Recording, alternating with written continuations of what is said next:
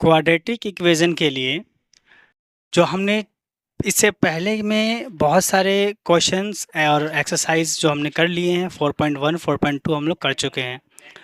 4.2 ख़त्म होने के बाद जो अगला एक्सरसाइज है अपने पास 4.3 का, 4.3 में हमें क्वाड्रेटिक फार्मूला का यूज़ करना है। तो सबसे पहले तो हम समझते हैं कि ये क्वाड्रेटिक फार्मूला होता क्या है। क्वाड्रेटिक फार्मूला है क्या? क्वाड्रेटिक फार्मूला, क्वाड्रेटिक फार्मूला का जो अपने पास है x is equal to minus b plus minus under root d upon 2a। ये है अपने पास क्वाड्रेटिक फार्मूला। ठीक है, ये क्वाड्रेटिक फार्मूला का यूज़ करके हम हमारे क्वाड्रेटिक इक्वेशन के अंदर मौजूद x के रूट्स को फाइंड करेंगे। ठीक है, अब यहाँ पर आपको देखना है कि जिस तरीके से आपका क्वाड्रेटिक इक्वेशन का जो स्टैंडर्ड फॉर्म था A X square plus B X plus C is equal to 0, तो इसके अंदर में जो a बोला गया वो तो आपका ये a है एक्स स्क्वायर का कॉफिशिएंट, और b जो है यहाँ पे x का कॉफिशिएंट है, और c नहीं है क्वेश्चन में यूज, बट ये d न्यू जो है यहाँ पे d है क्या? ये d है बच्चों।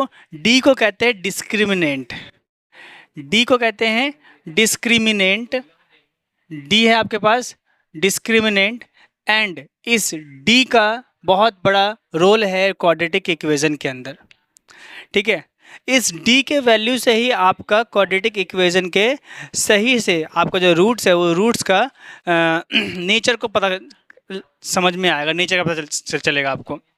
ठीक है, अब हम लोग एक चीज़ पूछते हैं, एग्जाम में क्वेश्चन आता है नेचर ऑफ रूट्स के ऊपर, नेचर ऑफ रूट्स के ऊपर एग्जाम में क्वेश्चन जरूर आता है।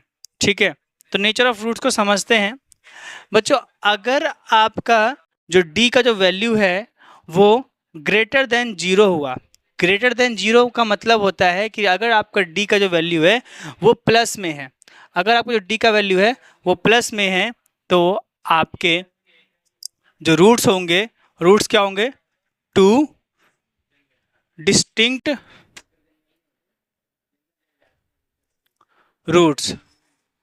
आपको दो अलग अलग रूट्स के बारे में पता चलेगा, दो अलग अलग रूट्स मिलेगा आपको। ये आपका पहला नेचर ऑफ रूट्स को बता रहा है।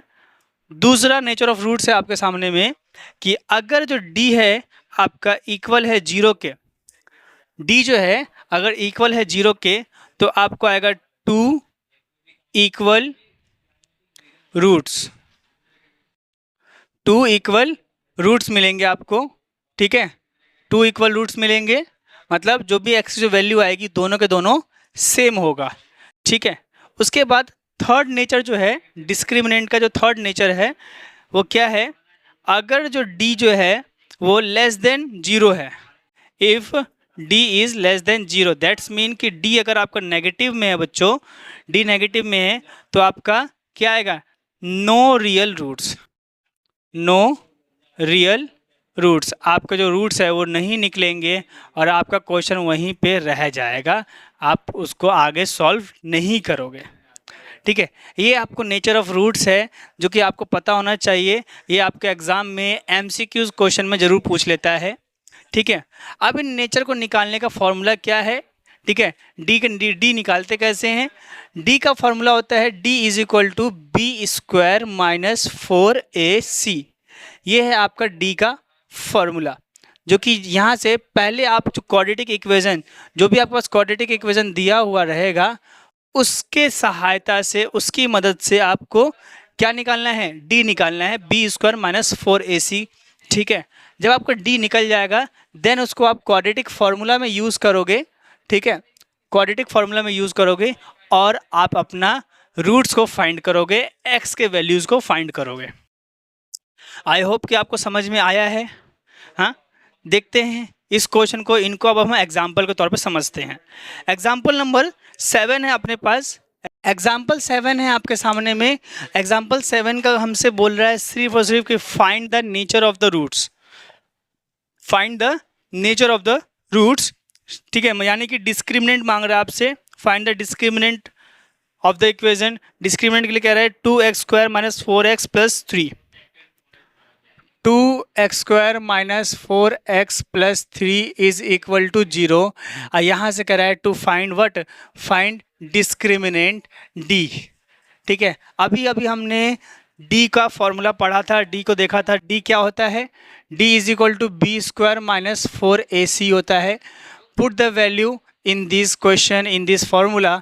b के बदले आपका -4 का स्क्वायर, -4, a के बदले 2 एंड c के बदले 3। ठीक है, 4 का स्क्वायर 16, माइनस का स्क्वायर प्लस हो जाता है, -4 2 जा 8, 8 3 जा 24, माइनस का 24 आ गया। अब इस माइनस का 24 जब सॉल्व करो तो आपका आएगा -8। डी के वैल्यू क्या आ गया, -8। आपको यहीं तक मांगा गया था, आपसे यहीं तक मांगा गया है क्वेश्चन में। ठीक है, ये आपका एग्जाम्पल 7 था।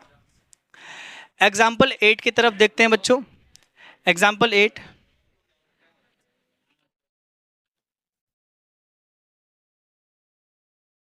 एग्जाम्पल 8 में क्या कह रहा है, एग्जाम्पल 8 में क्वेश्चन को सही से समझना, सही से पढ़ना।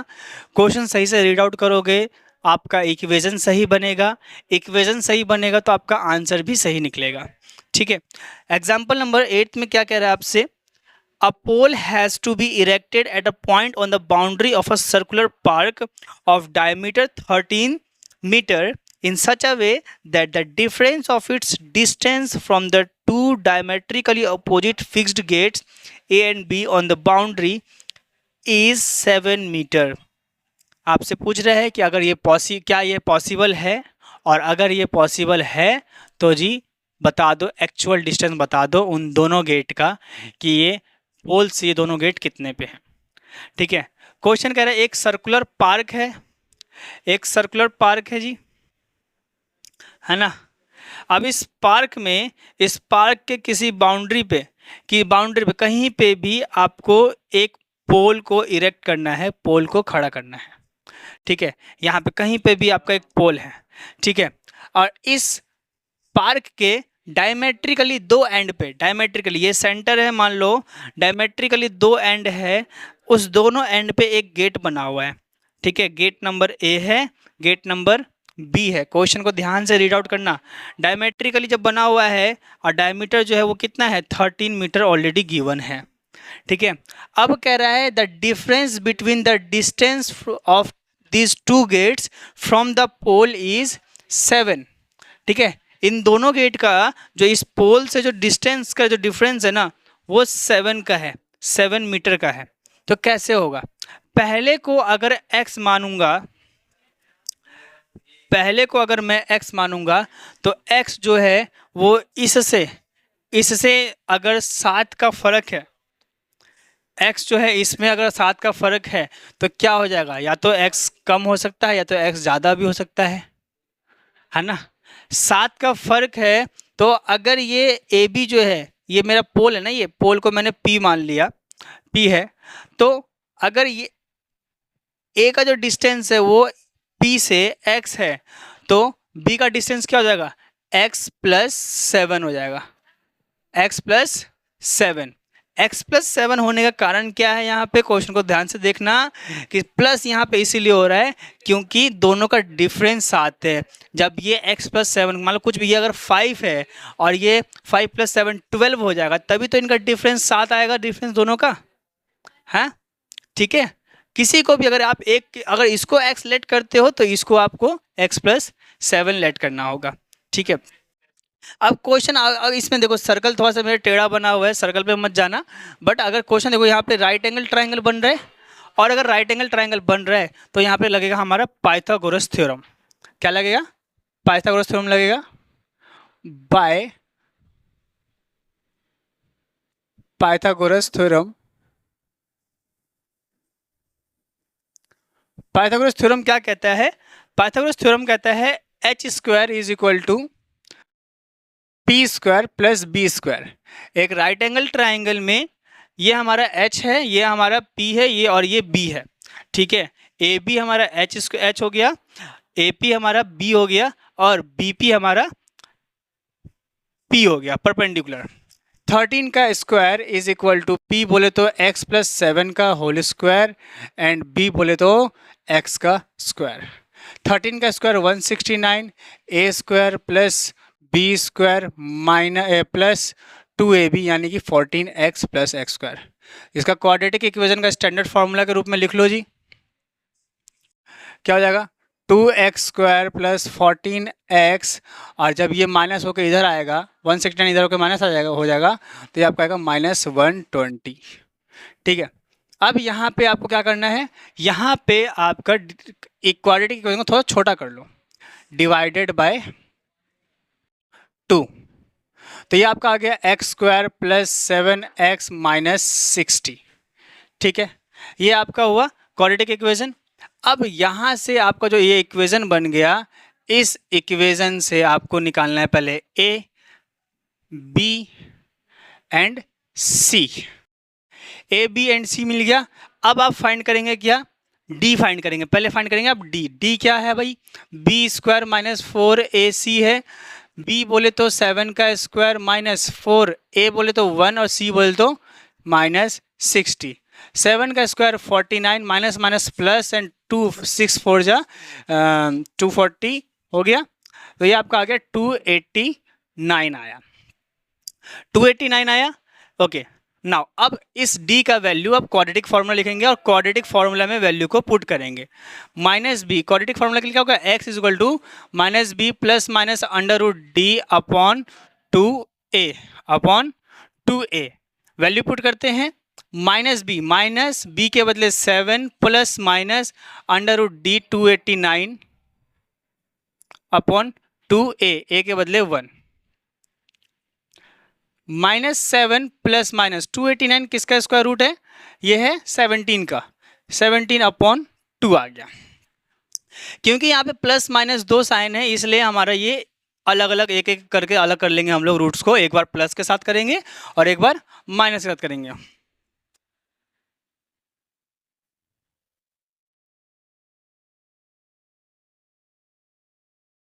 ओके, माइनस प्लस माइनस करेंगे 10 अपॉन 2 आया यहाँ पे करेंगे हमारा -24 अपॉन 2 आया। यहाँ से करेंगे 5 आएगा आंसर, यहाँ से करेंगे अपना 12 आएगा। क्योंकि 12 माइनस में आ रहा है तो ये नेगलेक्ट हो जाएगा by nature, neglect by nature. और जो डिस्टेंस हो जाएगा अपना जो x का जो वैल्यू आ जाएगा वो 5 आएगा।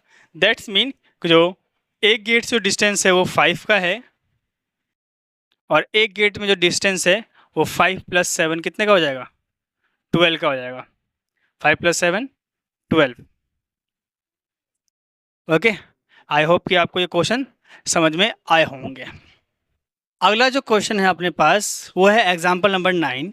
एग्जाम्पल नंबर 9 में आपके पास क्वेश्चन है, कह रहा है find the discriminant, then find the nature of the roots and then find the roots. ठीक है, find them if they are real. ठीक है, पहले तो आपको डिस्क्रिमिनेंट फाइंड करना है, उसके बाद आपको रूट्स फाइंड करने हैं। रूट्स के बाद अगर वो रियल है तो आपको आंसर्स भी निकालने हैं, रूट्स भी निकालने हैं। ठीक है, ऐसे क्वेश्चन जो कि जिसमें एक कोई टर्म जो है वो फ्रैक्शन में आ गया, इसको करने के लिए क्या है, इसको आप दो तरीके से भी कर सकते हो। सिंपल सी बात है, अगर सिर्फ ऐसा कुछ बात है जो कि देखोगे कि ए का कॉफिशिएंट और ये अगर सेम है तो सिंपल सी बात है कोई चेंज मत करना। डी निकालने के लिए नॉर्मल क्या करोगे बी स्क्वायर -4ac होता है, बी के बदले -2 का स्क्वायर -4 ए के बदले 3 और सी के बदले 1/3। 3 से 3 कैंसल आउट हो जाएगा। ठीक है, तो ये आपका आ गया 2 का स्क्वायर 4 माइनस का स्क्वायर प्लस हो जाता है और ये माइनस का 4, ये कट के क्या आ गया 0 आ गया, कट के 0 आ गया। दैट्स मीन नेचर क्या होगा, nature of the root, nature of roots क्या हो जाएगा कि यदि अगर आपका d बराबर 0 है दैट्स मीन कि 2 इक्वल रूट्स आपको फाइंड होंगे, ये आपका नेचर है। ठीक है, ओके, अगर 2 इक्वल रूट्स फाइंड होंगे। ठीक है, आगे सॉल्व करते हैं, क्वाड्रेटिक फार्मूला में लगाते हैं। x is equal to -b plus minus under root d upon 2a, ठीक है ना, minus b minus and minus 2 plus minus under root d, d के बदले क्या आएगा 0, 2a, a के बदले 3 प्लस का 4 अपॉन में 6 आ गया, ठीक है। और ये जो आंसर आएगा वो x का क्या आएगा 2/3, तो x का क्या वैल्यू आ गया आपका 2/3 आ गया, ठीक है। एक सेम क्वेश्चन है आपके पास, आपने ऐसे भी कर लिया इसको क्योंकि यहाँ से आपका कैंसल आउट हो गया, समझ में आ गया आपको। बट कभी कभी ऐसा होता है कि एक a वाला एक्स स्क्वायर का कॉफिशिएंट और c जो है अगर आपके पास सेम नहीं हुआ तो क्या करोगे। तो ऐसे में आपको पहले क्या करना पड़ेगा, 3x² upon 2 minus 2x plus 1/3, सब पहले तो सभी का आप डिनोमिनेटर को सेम कर दोगे। डिनोमिनेटर को सेम करोगे, ठीक है, बराबर 0, तो यहाँ पे लगेगा 3 और ये 3 का स्क्वायर 9x² हो जाएगा और 6x आ जाएगा प्लस का 1 आ जाएगा is equal to 0। 9x² minus 6x plus 1 is equal to 3, जब इधर के मल्टीप्लाई हुआ तो क्या हो गया 0 आ गया आंसर। ये आपका इक्वेशन बनेगा और जब आप इस इक्वेशन की हेल्प लोगे और आप अपना आंसर लिखोगे तो भी आपका आंसर यही सेम आने वाला है, ठीक है। होप कि आपको क्लियर होगा, समझ में आ गया। क्वाड्रेटिक इक्वेशन का लास्ट एक्सरसाइज है अपने पास जो कि 4.3 है।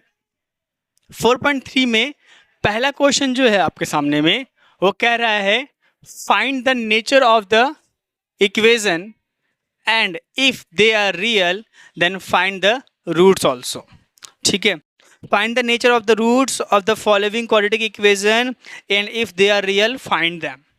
पहला क्वेश्चन अपने पास हो रहा है, पहला इक्वेशन है 2x² minus 3x plus 5, 2x² minus 3x plus 5 is equal to 0। ये आपके सामने में पहला क्वाड्रेटिक इक्वेशन है।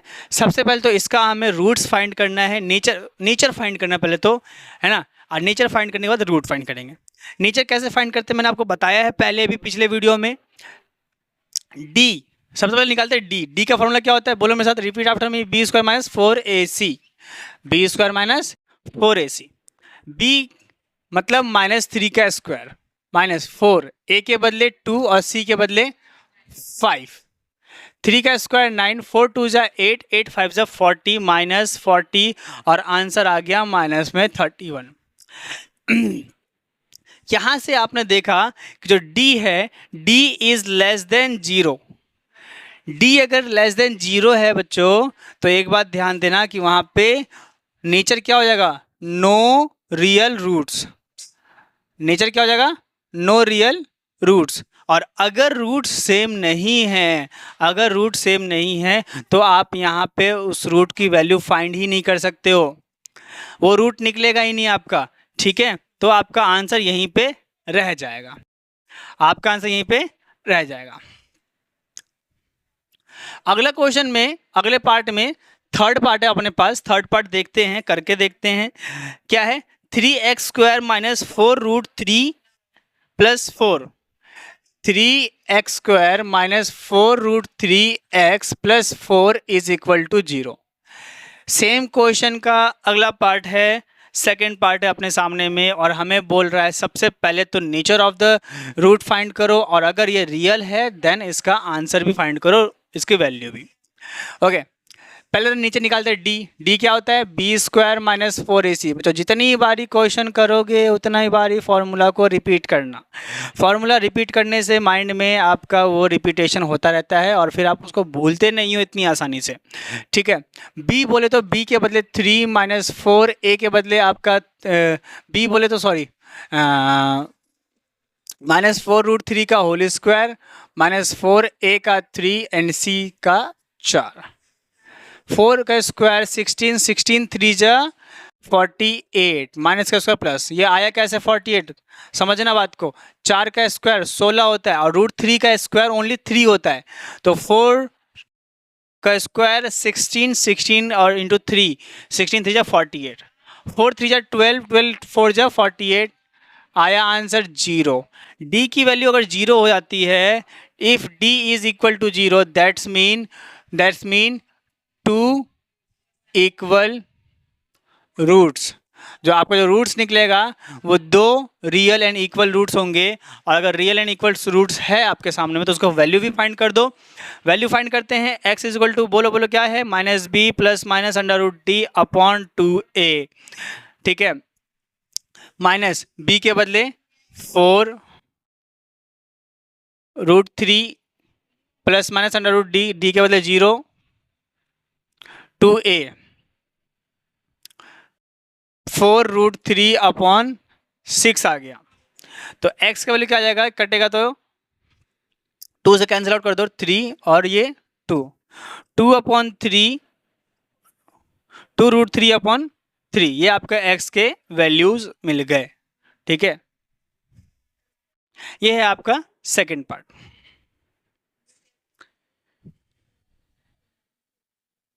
नेक्स्ट पार्ट जो है, मैं समझता हूं कि अगर 2 पार्ट आपने कर लिए हैं, सही से अच्छे से कर लिए हैं अगर, तो नेक्स्ट पार्ट आप खुद भी कर सकते हो। इसको ट्राई करो बच्चों, मैथ्स कर रहे हो, मैं हमेशा अपने हर वीडियो में एक बात कहता हूं कि मैथ्स जो है सिर्फ वीडियो देख लेना ही काफ़ी नहीं होता है, मैथ्स को करने के लिए प्रैक्टिस भी ज़रूरत होता है। और प्रैक्टिस कैसे होगा, प्रैक्टिस होगा आपके कॉपी में लिखने से। जब भी आप मैथ्स कर रहे हो, जब भी आप वीडियो के सहारे मैथ्स कर रहे हो, हाथों हाथ वहाँ पे कॉपी कलम रखो अपने पास और समझो वीडियो को। वीडियो समझ लिया आपने, वीडियो पॉज करो, वीडियो रोको और उसके बाद अपना आंसर लिखो कॉपी में। आंसर लिखने से बहुत सारे चीज़ों का दिक्कत जो है वो ख़त्म हो जाता है। क्या पता कोई कोई कोई कहीं पे कैलकुलेशन मैंने गलत कर दी हो और जो आप खुद कर रहे हो तो वो आप सही कर लो, ऐसा कई बार होता है, ठीक है। तो इस बात का ध्यान देना। इस 4.3 में क्वेश्चन नंबर 2 है अपने पास। क्वेश्चन नंबर 2 में, जो कि एक तरीके से आप इसको इम्पोर्टेंट क्वेश्चन कह सकते हो, एग्जाम में ये 2 नंबर कंसीडर करता है या एमसीक्यूज में भी आता है, पर जरूर आता है के वैल्यू फाइंड करने के लिए, ठीक है। तो एग्जामिनेशन पॉइंट ऑफ व्यू से ये क्वेश्चन इंपॉर्टेंट है, समझना ध्यान से के कैसे निकालते हैं। क्वेश्चन नंबर 2 में कह रहा है find the value of k if they have 2 equal roots. अगर बच्चों 2 इक्वल रूट्स होगा तो इसका मतलब क्या है, d इज इक्वल टू 0। और d इज इक्वल टू 0 मतलब d का फॉर्मूला बता दो, b square minus 4ac is equal to 0। b के बदले आपका k का स्क्वायर हो गया और माइनस 4, a के बदले 2 और c के बदले 3 इज इक्वल टू 0। के स्क्वायर इज इक्वल टू 4 2 जा 8, सॉरी 4 2 जा 8 plus 3, 8 into 3 24 minus 24 is equal to 0। Then K square is equal to 24, square इधर हटेगा तो इधर प्लस माइनस अंडर रूट लग जाएगा। देन दैट्स मीन कि आपका जो के का जो वैल्यू आया,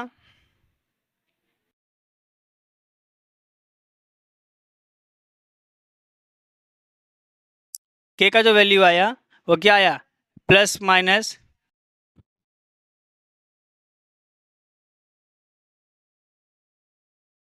पहले इसको तोड़ लो, 2 2 जा 4, 4 3 जा 12, 12 2 जा 2 कॉमन आ जाएगा, ठीक है, 2 रूट 6। तो के जो आ जाएगा या एक बार प्लस माइनस 2 रूट 6,